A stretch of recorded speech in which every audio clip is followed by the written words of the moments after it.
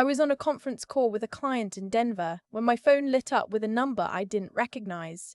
Area code 843, Charleston. I almost let it go to voicemail, but something made me tap accept and hold it to my ear. The man on the other end introduced himself as Theodore Wynn, an estate attorney with Wynn and Caldwell. He asked if I was Sloane Merritt, daughter of the late Patricia Merritt's younger sister. I confirmed. He asked if I was sitting down. I wasn't. I was standing at my kitchen counter in my apartment in Austin, still in work clothes, at 7 in the evening, half a protein bar on the counter next to my laptop. He told me my great-uncle Edmund had passed away 11 days prior. I'd met Edmund exactly twice in my life. Once at a family reunion when I was 9 and once at my grandmother's funeral when I was 22. He was a quiet man who made his money in commercial real estate across the Southeast, never married, no children. He'd always seemed more comfortable with buildings than people. Mr. Wynn told me Edmund had left his estate to me. The primary asset was a portfolio of properties in the Charleston area. Cash holdings and liquid assets came to approximately $54 million. The properties themselves were appraised at another $38 million. I put the protein bar down. $92 million, and a collection of buildings I'd never seen. Mr. Wynn gave me the basics. The trust was structured under my name alone. No conditions, no shared ownership, no board of directors. He'd prepared everything to be airtight by Edmund's specific instruction. All I had to do was come to Charleston, review the documents, and sign. I asked him why Edmund had chosen me. He paused for a moment before saying, "He told me you were the only one in the family who never asked him for anything." That landed quietly. I thanked him, wrote down everything he said, and hung up. Then I stood at my kitchen counter for probably 10 minutes without moving. I'm a structural engineer. I work for a mid-sized firm that handles commercial construction projects across Texas and New Mexico. I'm 31 years old. I have a practical car, a lease on an apartment I like but don't love, and I've spent the last 4 years paying down student loans with the same discipline I apply to everything else in my life. I am not a person things like this happen to. But I was also smart enough to know that the first thing I needed to do was say nothing to anyone, especially not to my brother. My brother and I have a history that people outside our family tend to find hard to believe, because he has that easy charm that makes strangers trust him immediately. He's the kind of person who walks into a room and gets handshakes and smiles, who remembers birthdays and sends thoughtful texts during hard weeks. He's 2 years older than me, and we grew up close, or at least I thought we did, until I was 26 and discovered he borrowed $18,000 in my name using an old account number he'd gotten from our mother. He'd meant to pay it back, he said. He'd been going through a rough patch he hadn't told me because he didn't want me to worry. Our mother had known. She covered for him for almost a year. I handled it quietly, paid off what I could, closed the account, and put a significant amount of emotional distance between myself and both of them. My brother married a woman named Cassidy 2 years later. She has a real estate license she barely uses and opinions she uses constantly. The two of them have been living in a house in Summerville, South Carolina that my mother co-signed on, which means they've been within an hour of Charleston this whole time. When Mr. Wynn told me where Edmund's estate was located, my first thought was the inheritance itself. My second thought was that my brother already lives 40 minutes away. I booked a flight to Charleston for the following Thursday. I told my manager I needed personal time. I packed light, confirmed my appointment with Mr. Wynn, and told exactly nobody where I was going or why. The flight was 2.5 hours. I spent most of it staring out the window doing math I couldn't stop doing. 54 million liquid. 38 in properties. That's not a windfall. That's a restructuring of every assumption I've ever made about my life. I rented a car at the airport and drove to the hotel I'd booked downtown. It was a Wednesday evening. The city smelled like salt air and low country heat, even in October. I checked in, ordered food to the room, and called Mr. Wynn to confirm Thursday's meeting. That night, I barely slept, not from excitement. From the particular kind of anxiety that comes from knowing your life is about to change shape and not knowing which people in it will try to wedge themselves into the gap. The meeting with Mr. Wynne was at 9. His office was in a converted row house on a quiet street south of Broad. He was a trim man in his early 60s with reading glasses he kept removing and replacing. He walked me through everything methodically. The properties range from 2 commercial buildings in downtown Charleston to a restored farmhouse on the outskirts of North Charleston that Edmund had used as a private residence. There were also 2 rental properties in Mount Pleasant generating steady income. The trust was structured for immediate transfer. Mr. Wynne had a team ready to assist with asset management transitions. He suggested I take a week before signing anything except the initial acknowledgement of inheritance, which was simply a legal confirmation that I was aware of and accepting the estate. I signed the acknowledgement. We scheduled the formal trust transfer for the following Tuesday. On the drive back to the hotel, I stopped at a light and my phone buzzed. My brother. I stared at his name on the screen. I hadn't spoken to him in almost 3 months. We'd exchanged a few obligatory texts around our mother's birthday, but nothing real. I let it ring. He called again 4 minutes later. Then he sent a text. "Hey, heard you might be in town. Give me a call when you can." Heard you might be in town? I hadn't told anyone I was coming. I ran the possibilities quickly. The only person who might have known was my mother, and I hadn't told her either. Which meant someone at Mr. Melville Wynne's office had a loose connection to someone in my family, or my brother had found out about Edmund's estate through other channels and made an educated guess. I didn't respond. I spent that afternoon driving past the properties on the list Mr. Wynne had given me. The 2 commercial buildings were leased to long-term tenants, a dental office and a logistics firm, both solid. The farmhouse sat on about 2 acres and had clearly been well maintained. Someone had kept the lawn clean and the gutters clear. There were flower boxes under the windows that still had colour in them. I sat in the car at the end of the driveway for a while. It was quiet out there, the kind of quiet that makes you aware of your own breathing. I thought about Edmund at my grandmother's funeral, standing slightly apart from the group at the graveside, hands folded. He'd come over afterward and told me he was proud of what I was studying. He'd asked about the specific kind of engineering. He'd listened. That had been enough to set him apart from most of my extended family. I drove back to the hotel as the sun started going down. My brother texted again that evening. "Cassidy and I would love to see you.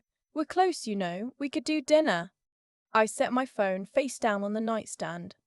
He called the next morning at 8:15. I was still in bed. I picked up because I knew the calls weren't going to stop, and I needed to understand how much he already knew before I could figure out how to move. "There she is," he said, like we were old friends who'd just reconnected. "What do you need?" I asked. A pause, then he smoothed it over. "Nothing. Just found out you were in town and wanted to reach out. We barely talk anymore and that bothers me."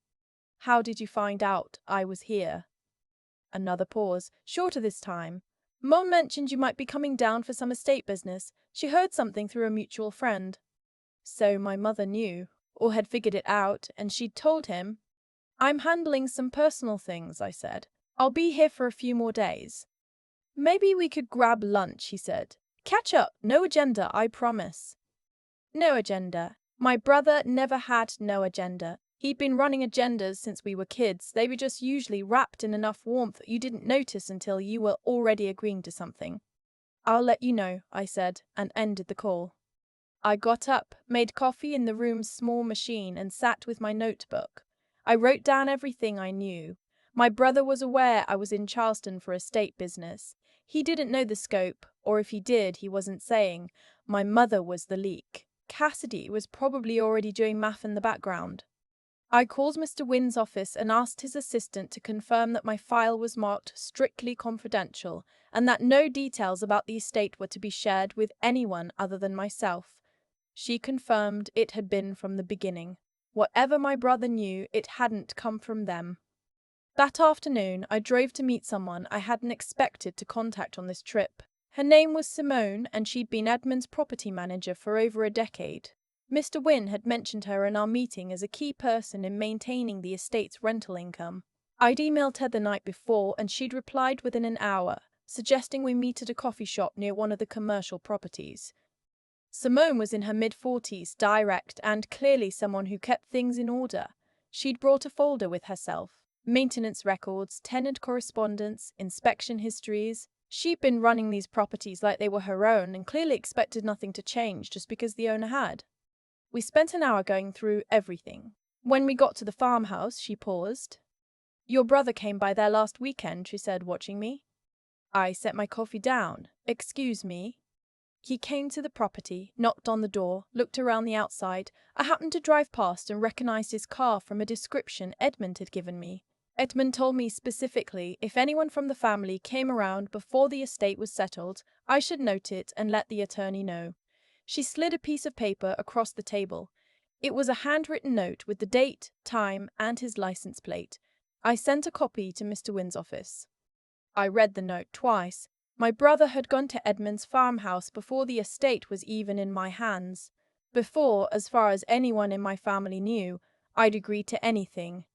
"Did he say who he was?" I asked. "He introduced himself as a family member checking on the property. He asked if it was for sale." I thanked her. I folded the note and put it in my bag. On the drive back, I thought about what that visit meant. He'd either been ticked off about the inheritance before Edmund passed, which would mean someone in Edmund's circle had talked, or he put together enough from my mother's information to drive out there on instinct. Either way, he was already positioning. That evening, my phone rang again. This time it was my mother. Her voice had the particular tone I'd learned to recognize over the years, warm on the surface but slightly elevated, like she was managing something underneath. "I just wanted to check in," she said. "Make sure you're okay." "I'm fine." "Your brother says you're being a little distant. He's worried about you." My brother was not worried about me. "I'm dealing with some legal matters. It's fine." "Is this about Edmund's estate?" she asked. There it was. Not a guess. She already knew. "Why do you ask?" I said. "We heard he might have left something to you. We just think it would be good to talk as a family before you sign anything. These things can be complicated." These things can be complicated. The family consulting on my inheritance before I'd even confirmed what it was. "Mom," I said, "I'll handle my own affairs. That's all." She made a sound that was halfway between agreement and disappointment, and we ended the call shortly after. I sat in the hotel room going through the sequence of events. My brother had scoped out the farmhouse before I'd arrived. My mother was monitoring my movements and feeding information. Cassidy, if I knew her at all, was already looking up property values in the Charleston area. None of this was subtle. None of it was new behavior. It was the same pattern wrapped in a more expensive situation. I didn't sleep much that night either. By the weekend, the calls had stopped, which told me they'd shifted strategy. When my brother stops calling, it's because he's working a different angle. I'd learned that in the years after the loan incident, watching him try to rebuild what he'd broken with me. He'd go quiet, and then something would happen sideways that turned out to be him. Sunday morning, I drove out to the farmhouse again. This time I walked the whole property. The backyard sloped gently toward a stand of trees, and there was a small outbuilding that had been used for storage. I stood on the back porch for a long time, looking out at the yard. The light was clear and warm. A bird I couldn't name was working through the tree line. I had a decision to make, and not just about the estate. I called Mr. Wynn's personal line. "I want to accelerate the timeline," I told him. "I'd like to move the signing to Monday, if possible." He asked if I was certain. I told him yes. He made it happen. Monday morning, I signed the trust transfer documents at 9 a.m. Mr. Wynn confirmed everything had been executed and filed. The estate was legally fully mine. I was walking to my car afterward when my brother called. I picked up. "We need to talk," he said. No warmth this time. "About what?" "You know about what. Edmund's estate. You should have come to us before doing anything." "It's my estate. There was no reason to come to you."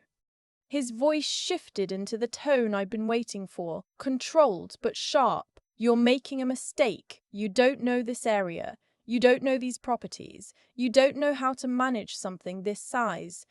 Cassidy has her real estate license. I have contacts here. We could help you." I have a property manager, I said. I have an attorney, I'm fine. Sloane. He said my name like it was a warning.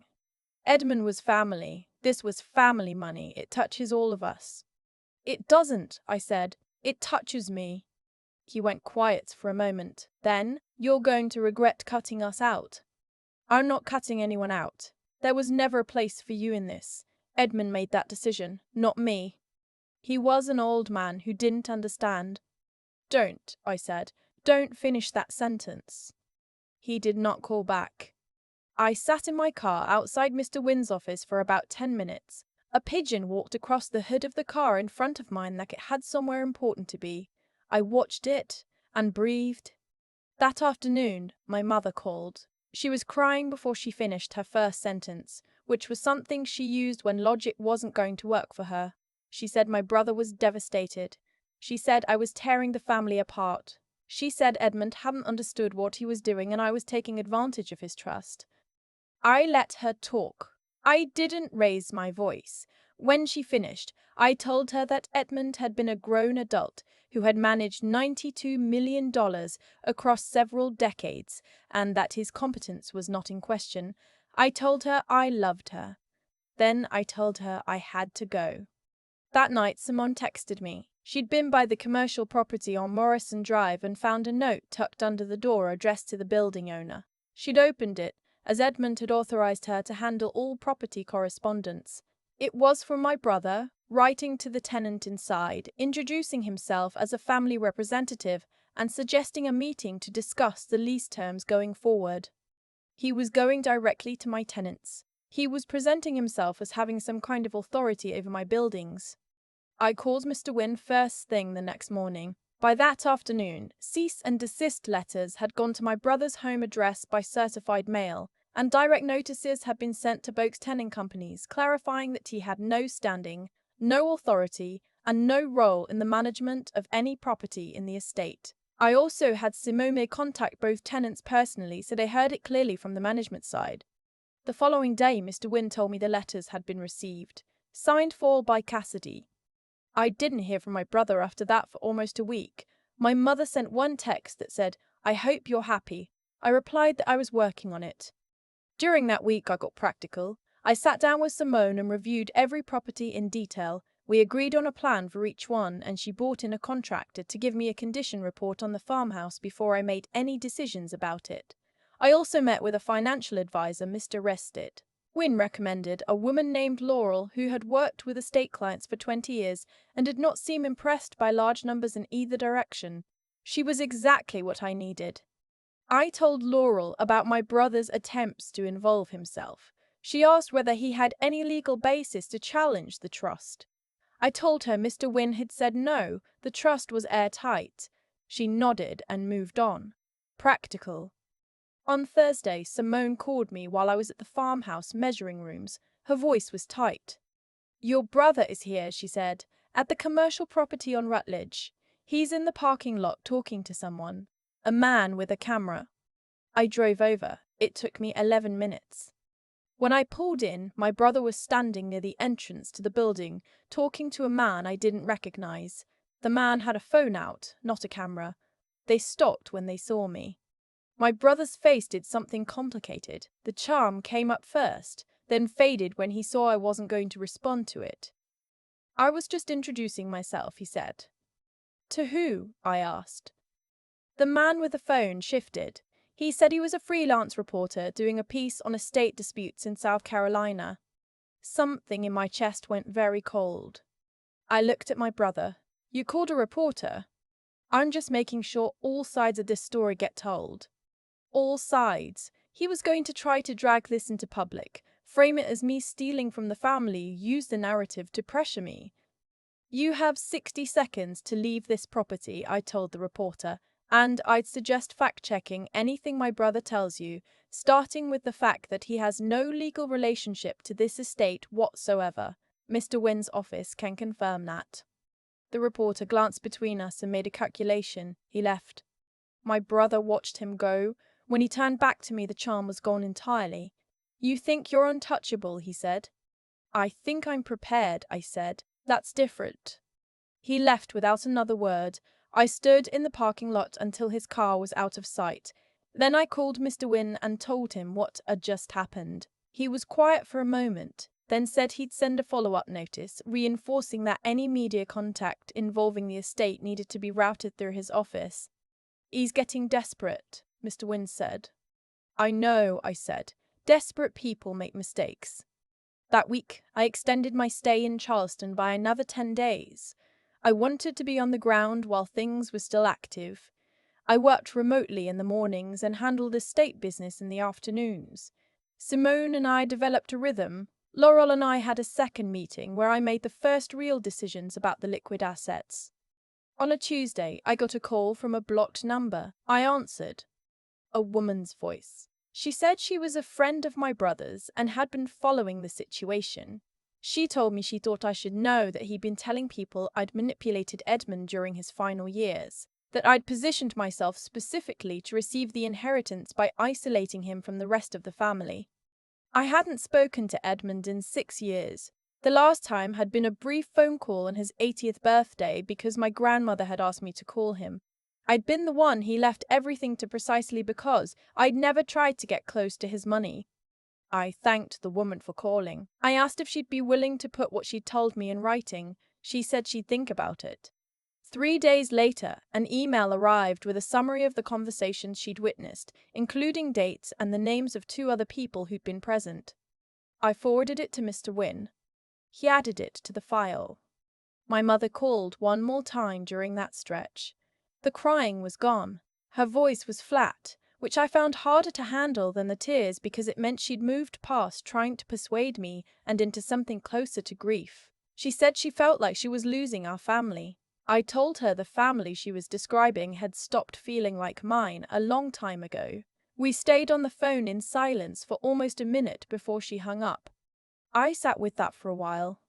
The last escalation came the week before I was scheduled to fly back to Austin. I was at the farmhouse when Simone texted that there was a post on a neighborhood Facebook group for the Mount Pleasant area. Someone had written, using a vague but identifiable description of me and the estate, that a new owner was planning to demolish one of the rental properties to build luxury condos, and that current tenants should be aware.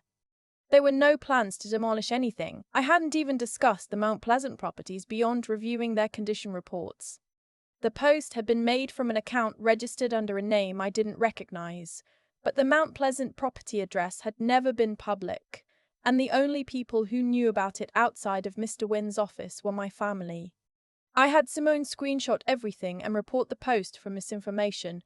I also drafted a short factual letter to both tenants in the Mount Pleasant properties directly, confirming that their leases were stable and no changes to the properties were planned. Both tenants replied with thanks. The Facebook post disappeared within a day. After that, it got quiet. Mr. Wynne's final confirmed letter went out on a Friday. The certified mail tracking showed it was signed for at my brother's address by someone whose signature I couldn't read. There was no response. The last thing I did before leaving Charleston was drive to the farmhouse.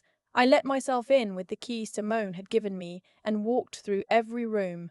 The floors were old pine, smooth from decades of use. The kitchen had been updated sometime in the 90s and not since, but it was clean and solid. Edmund's bookshelves were still full. He'd read widely and apparently kept everything. I stood at the window at the back of the house for a long time, looking at the yard and the tree line. The outbuilding sat at a slight angle to the main structure, casting a long shadow in the afternoon light. I wasn't sure yet what I wanted to do with this place. Live here for stretches of time maybe, restore some things, leave others alone. Edmund had built something quiet and lasting here, and I intended to treat it accordingly. On the flight back to Austin, I opened my notebook and added one more item to the legal list: schedule annual review of all trust documents with Mr. Wynne. Then I closed it. My brother hadn't won anything except a paper trail that documented exactly what kind of person he was. My mother hadn't pulled me back into a dynamic that had never served me. Cassidy had never gotten a conversation with me at all. I wasn't walking away from family because of money. The money had just made visible what was already there. Edmund had seen it clearly for years from a comfortable distance, and in the end, He trusted me with what he'd built. Not because I'd earned it through proximity, but because I'd respected his right to live his life on his own terms. I understood that now better than I ever had before. The ground under me felt different from what it'd been before that first phone call, more stable, not less. And for the first time in a long time, I was making decisions entirely on my own terms, with no one else's agenda in the room. That was the only part that mattered. I keep coming back to something Mr. Wynne said after we signed the final documents. He told me I'd done what most people can't, handled a messy family situation without letting it consume my life. I didn't take that as a compliment so much as a description of something I'd had to learn the hard way, over years, long before any inheritance entered the picture. My brother didn't lose because I outmaneuvered him. He lost because what he was doing was wrong, and wrong things tend to fall apart under their own weight when you stop propping them up with silence. I'd spent a long time being quiet to keep the peace. The peace never came. It just made more room for the same behavior to continue in new forms. What changed wasn't the money. What changed was that I stopped treating his choices as problems I was responsible for managing. That's the part nobody talks about when they tell you to be the bigger person. Being the bigger person got used against me for years. It got reframed as me being fine with things I wasn't fine with. The decision to protect myself, to call the attorney, to send the certified letters, to stand in that parking lot and look my brother in the eye, none of that was cruelty. It was clarity. And clarity, I've learned, is something you have to choose on purpose. It doesn't arrive on its own. There's a version of me that would have called him back that first night after Mr. Wynne's phone call, would have tried to include him, soften the situation, find some way to give him a role so he wouldn't feel left out. I know that version of me well. She spent a long time trying to manage other people's emotions at the cost of her own stability. She thought that was kindness. It wasn't. It was fear dressed up as generosity. What I actually needed, and what I finally gave myself, was the combination of knowing what was right and having the patience and nerve to act on it without flinching. Knowing what's right is the easy part most of the time.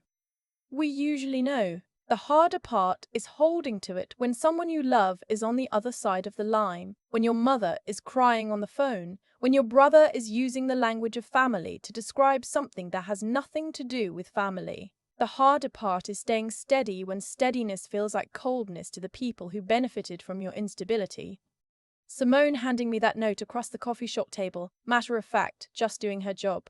That small act of integrity from someone who had no stake in my family drama said more to me than any conversation I could have had with my brother. Good people show up plainly. They don't announce themselves. They just do the right thing and move on. I think about Edmund a lot now. A man who built something real over a lifetime, kept his circle small and made a decision at the end that most people in my family will never fully understand. He didn't leave me $92 million because he loved me more than anyone else. He left it to me because I'd never made him feel like a means to an end. That's a low bar, honestly. It shouldn't be rare, but it is.